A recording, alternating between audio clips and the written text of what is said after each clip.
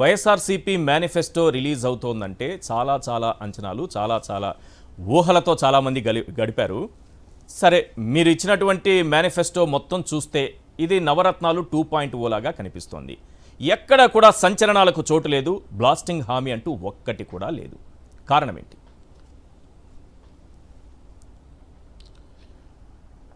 మోసం చేయకూడదనే ప్రజల్లో జగన్మోహన్ రెడ్డి అంటే నమ్మకానికి మారిపోయారు. జగన్మోహన్ రెడ్డి ఏదైనా మాట చెప్పాడంటే చేస్తాడంతే అనేది ఆంధ్ర రాష్ట్ర ప్రజల యొక్క నమ్మకం. ఆ నమ్మకాన్ని పక్కకు జరిపి చంద్రబాబు నాయుడు లేదా బీజేపీ జనసేన కూటమిలాగా మళ్ళీ వాళ్ళకిలాగానే మనం కూడా మోసగాళ్ళుగా మారటం అనేది ప్రాణం పోయినా చేయకూడదనేటువంటి దృఢ సంకల్పమే ఈ మేనిఫెస్టో. ఇట్లా అంటే రాష్ట్ర ఆర్థిక వనరులు మనకి ఎంతవరకు రెవెన్యూ రాబడి ఉంది, ఆ రెవెన్యూ రాబడికి సరిపడా మనకి ఖర్చులు ఎంత, మనకి ఆదాయ వనరులకు సరిపడా మనం ఎంతవరకు అప్పు తేగలం, ఆ అన్ని పరిమితులను చూసుకునే ఈ మేనిఫెస్టో తయారు చేయడం జరిగింది తప్పితే ఏదో ఎలక్షన్ చంద్రబాబు నాయుడు లాగా జనాల్ని మోసం చేద్దాంలే ఇవన్నీ మామూలే అలవాటు పడినటువంటి రాజకీయ నాయకులు, అంటే రాజకీయాల కోసం అంటే అధికారం కోసం ఏ గడ్డి ఖర్చేటువంటి అలవాటు ఉన్నటువంటి రాజకీయ నాయకుల్లాగా జగన్మోహన్ రెడ్డి మారకుండా నిక్కచ్చిగా నిజాయితీగా, అంటే జగన్ అంటే ఒక విశ్వసనీయత, జగన్ అంటే ఒక 5-10 నమ్మకం, 5-10 వయసు ఉన్నటువంటి ఒక నమ్మకం, తిరిగాడే నమ్మకం అనేది వాళ్ళ ప్రజల్లో ఒక నానుడు ఉంది. కాబట్టి జగన్మోహన్ రెడ్డి ఆయన తను మోసం చేయకూడదు ప్రజలని చెప్పని ఒక కంకణబద్ధుడే ఉండటం వల్లే ఈ మేనిఫెస్టో జనం నమ్ముతారు. నేను ఇది జగన్ 3500 పెన్షన్ అంటే ఖచ్చితంగా అంతకుమించి చేయడం కష్టం అనేది ప్రజలు కూడా ఒక అవగాహనకు వస్తారు, నమ్ముతారు. కాబట్టి చంద్రబాబు 4000 రూపాయలు అన్నా కూడా ఈయన మనం 3500 రూపాయలే మనం ఇవ్వగలమని చెప్పింది ఆయన చెప్పింది. అంటే ఏంటి అంత కాన్ఫిడెన్స్? అక్కడేమో చంద్రబాబు 4000 అంటున్నారు, మీరేమో 3500 అంటున్నారు. అది కూడా 2028కి ఒక 250 రూపాయలు పెంచుతాము, ఆ తర్వాత 29లో ఒక 250 రూపాయలు పెంచుతామని అంటున్నారు. ఈలోపే చంద్రబాబు 4000 అంటున్నారు కదా. కానీ ప్రజలు లేకపోతే లబ్ధిదారులు నమ్మేటటువంటి అవకాశం కదా. ఈశ్వర్ గారు ఒకటే అండి, ప్రజలకి పూర్తి అవగాహన ఉంది. చంద్రబాబు నాయుడు ఏ రకంగా మోసం చేస్తాడు, జగన్మోహన్ రెడ్డి ఏ రకంగా నమ్మకంగా నిలబడతాడు. ఎందుకంటే ఇది వాళ్ళు అనుభవించినటువంటి అనుభవం. ఇది 2014 సంవత్సరంలో ఇట్లాగే చంద్రబాబు నాయుడు, పవన్ కళ్యాణ్, అట్లాగే భారతీయ జనతా పార్టీ ముగ్గురు కలిసి చంద్రబాబు నాయుడు దస్తూరితో సంతకం పెట్టి, చేబరాలతో సంతకం పెట్టి కింద ఆయన పంచిపెట్టాడు. 3 సెంట్ల స్థలం ఇస్తా అని చెప్పాడు, ఆడపిల్ల పుడితే 25,000 ఇస్తానని చెప్పాడు, రైతులందరికీ కూడా సంపూర్ణంగా రుణమాఫీ బేషరతుగా రుణమాఫీ చేస్తా అన్నాడు, 84,000 కోట్ల రూపాయలు. ఆఖరికి వ్యవసాయ అవసరాల కోసం ఇంట్లో ఆడవాళ్ళ నగలు బ్యాంకులో కుదవబెట్టి కూడా ఇడిపించిస్తానని చెప్పాడు.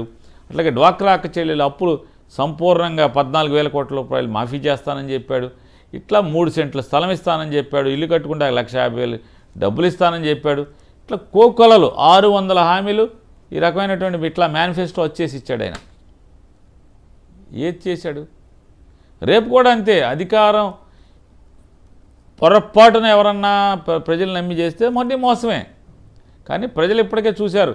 14లో ఏ రకంగా చంద్రబాబు నాయుడు మోసం చేశాడు, 19లో జగన్మోహన్ రెడ్డి ఏ రకంగా నిజాయితీగా మాటకు కట్టుబడి ఇచ్చినటువంటి మేనిఫెస్టోలో 99% హామీలని అమలు చేసి ఆయన చెప్పాడు. ఈ 99% హామీలు నేను అమలుపరచగలిగాను, మిగతాది అమలుపరచలేకపోయాను. నాకు ఇది సాధ్యమైంది, ఇది సాధ్యం కాలేదు.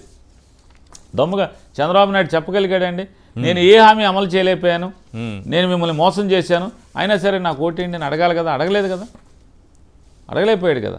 కానీ జగన్మోహన్ రెడ్డి గారు చెప్తున్నాడు 2019లో మేనిఫెస్టో ఇచ్చేప్పుడు ఆయన చెప్పాడు, కావాలంటే మీరు బయట వేసుకోవచ్చు. మళ్ళీ ఈ మేనిఫెస్టో అమలు చేసి మళ్ళీ ఎలక్షన్లకు వెళ్ళినప్పుడు ఎన్ని అమలు చేశాను, ఎన్ని అమలు చేయలేకపోయాను మీకు చెప్పే మళ్ళీ నేను ఎన్నికలకు వస్తానని చెప్పాడు. అలాగే వాళ్ళ అదే చెప్పాడు, పాత మేనిఫెస్టో చూపించాడు, కొత్త మేనిఫెస్టో చూపించాడు.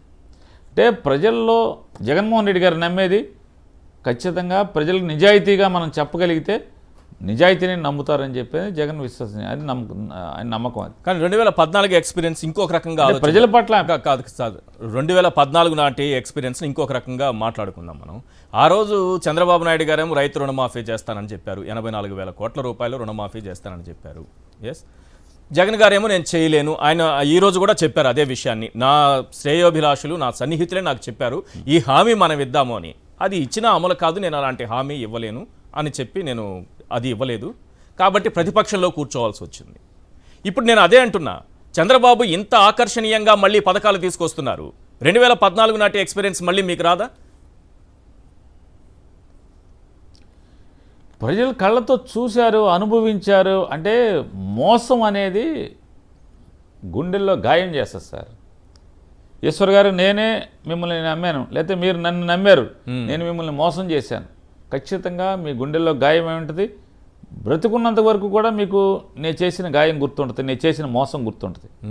ఇదేం పెద్ద ఎక్కువ కాలం ఆ గాయానికి చంద్రబాబు నాయుడు మోసం, కొత్త హామీలతో, మంచి మంచి హామీలతో చంద్రబాబు నాయుడు మోసం,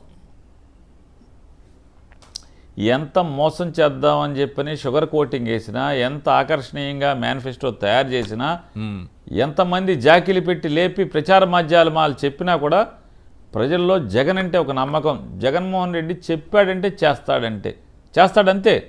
ఇప్పుడు ప్రజలకు ఆ మాత్రం, అంటే ఒక్క మాట సార్, మనం తెలియగలవాళ్ళం అంటే రాజకీయ నాయకులు తెలియగలవాళ్ళ, లేదా మీడియా పీపుల్ తెలియగలవాళ్ళ, ప్రజలు తెలియగలవాళ్ళు అంటే ఖచ్చితంగా ప్రజలే తెలియగలవాళ్ళు.